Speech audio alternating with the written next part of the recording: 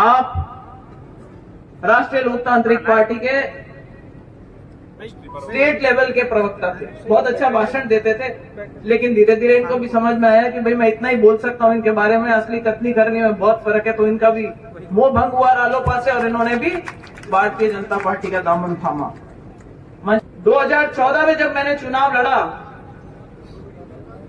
तो लोगों ने स्कीम लड़ाई कि ऐसा नहीं हो जाए कि ज्योति मिर्धा जीत जाए। आप लोगों का बहुत आशीर्वाद था मुझ पे उस समय। तो हमारे ही मुख्यमंत्री जी जो हमारे खिलाफ थे, उन्होंने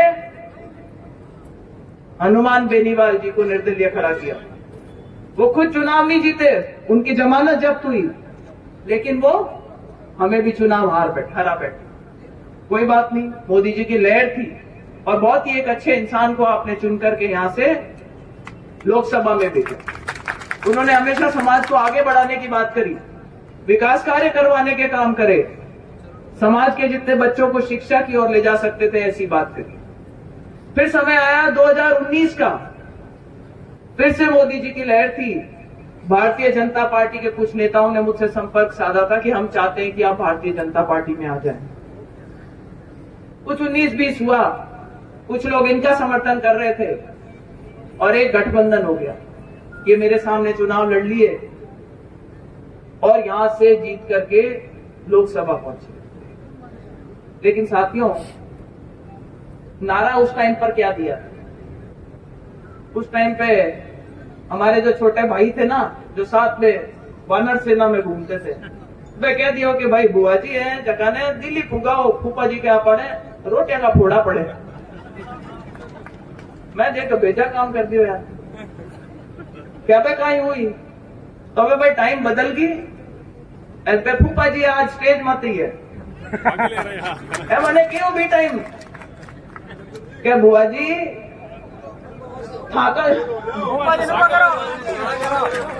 तो भाई नरेंद्र जी भी आज यही आश्वासन देने आए। मेरे सासू जी भी, परिवार के और भी लोग बैठे हैं, सबने जिद करके मंच पे बुला लिया। ये आना नहीं चाहते थे मंच पे, पर इन्होंने भी कहा कि भाई ऐसा है, मैं तो एक टाइम खाना खाता हूं, कोई भी फल के पौधेगा, पर ये तेरे नागौर से जाए बात, जो तेरे भतीजे है ना, किसी को नशे की लत पड़ गई और किसी के कानूनी पीछे कार्रवाइयां हो रही है, तू जाकर के इनको एक बार फिर से संभाल।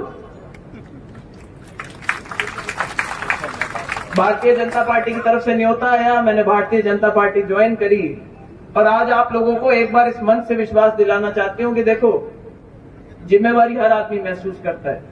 मुझ पे बहुत भार है इस चीज का कि आपने जो परिवार को हमेशा समर्थन दिया। मेरे भी भगवान की दया से एक बेटा है, 12वीं में पढ़ रहा है, पढ़ाई में ठीक ठाक है, फुटबॉल ज्यादा अच्छी खेलता है। पूरा विश्वास है मुझे कि उसका भी कहीं ना कहीं एडमिशन हो जाएगा और इस साल वो भी चला जाएगा। तो बुआ जी बिल्कुल फ्री है भतीजों को ठीक करने के लिए।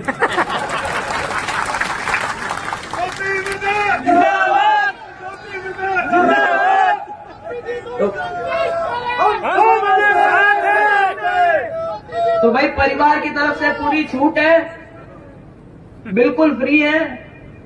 सामने वालों ने उठा करके एक आरोप लगाया कि साहब 4 जनरेशन इनकी आ गई और यहाँ पे नेतागिरी कर गए, इनका हेडक्वार्टर पे मकान नहीं है। मैंने कहा 10 शहरों में ले रखा है, एक शहर में और सही। आने से पहले मकान खरीदा, रजिस्ट्री कराई और आज जब मैंने मेरा नामांकन दाखिल किया है तो 111 नंबर अमर सिंह कॉलोनी, स्थायी पता। किसी की जरूरत नहीं है, सीधे आओ सीधे मिलो। तो ये भी ओलबा किसी को नहीं मिलेगा, मेरे किसी कार्यकर्ता को। इसकी भी व्यवस्था करके इस बार नागौर में पैर रखा है अपन ने। रही बात भारतीय जनता पार्टी के कार्यकर्ताओं की, देखो मेरे साथ कभी भी कोई जुड़ा हुआ रहा, चाहे कांग्रेस पार्टी का था, चाहे भारतीय जनता पार्टी के लोग भी कभी काम कराने आ जाते थे, न तो मैंने कभी भेदभाव रखा। और अब तो मेरी ड्यूटी बनती है कि मैं इस परिवार में नहीं आई हूं। यहां पे जो लोग पहले से स्थापित हैं, चाहे वो नेता हो चाहे कार्यकर्ता हो, आपको आगे रख के चलेंगे, आपका पूरा मान सम्मान करेंगे और जो वाजिब काम आप बताओगे उसको करने में आपको प्राथमिकता देंगे। भाई हम भी आए हैं, कांग्रेस से आए हैं, तो कह नहीं कि गुड़ की बेड़ी पड़े जना की रेत ले रही उठे, तो मां भी आया आ जना की ले रही है यहाँ। भी कोई नतीजो है कि आप देखो इतनी बड़ी तादाद में, इतनी बड़ी संख्या में बैठे आप लोग सब विराजमान हो। माँ को बात 3 घंटा हुई कि सभा चालता माया भी थोड़ा मोड़ा ही आ बच्चों भर ने पहले गया पड़ा, क्योंकि भाई वो मुहूर्त वहूर्त को टाइम हुए नहीं। पंडित कई हुए कि मन में वो घाल दे शंका कि मुहूर्त नहीं घाली और कि नुकसान हो जावे जना खड़ खप, तो बाबी गिड़गिड़ाहट नहीं रहनी चाहिए मन में। तो बिल्कुल घड़ी देख करके मुहूर्त के हिसाब से मैंने मेरा पर्चा दाखिल कर दिया। आप सबसे आशीर्वाद लेने के लिए आप लोगों के बीच में आ गए, और कोई ज्यादा लंबी बात करने की बात नहीं है। भारतीय जनता पार्टी ने बहुत विश्वास जता करके मुझे यहां भेजा। हमने तो सोचा था कि भाई शायद एमपी का ही चुनाव लड़वाएगी पार्टी, लेकिन उन्होंने इतना विश्वास रखा, नागौर हेडक्वार्टर पे प्रत्याशी बना करके भेजा आप लोगों के बीच में। बहुत इंपॉर्टेंट जिम्मेदारी मानती हूं मैं इस चीज को कि मेरे नागौर की जो सेंटर है उसमें नागौर विधानसभा, और पूरे राजस्थान का अगर कोई सेंटर है तो वो नागौर लोकसभा।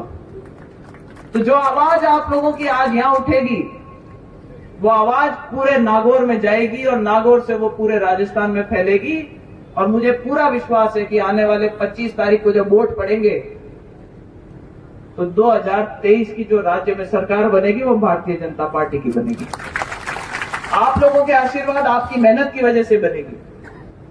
हम भी अपना प्रयास करेंगे, जहां कहीं प्रचार प्रसार के लिए जाना होगा हम जाएंगे।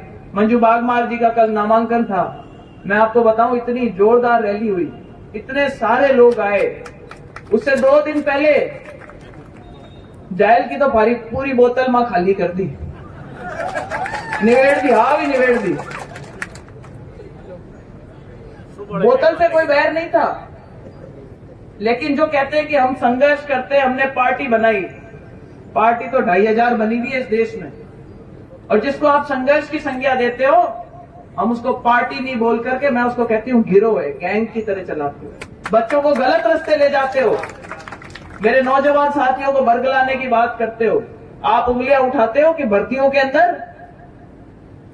पर्चा लीक हुआ, पर्चा लीक हुआ, उसके अंदर आपके भी तो लोग थे जिनका नाम आया।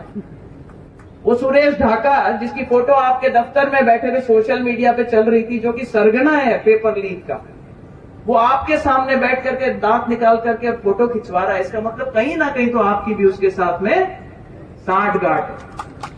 और भारतीय जनता पार्टी की सरकार आएगी तो मेरा निवेदन रहेगा हमारे नेतृत्व से कि इसकी पूरी जांच कराओ, दूध का दूध पानी का पानी होए। और जो ये मेरे युवा साथियों को जो बरगलाते हैं कि तुम्हारी नौकरियां कांग्रेस ले गई, अरे कांग्रेस नहीं, तुम भी उसमें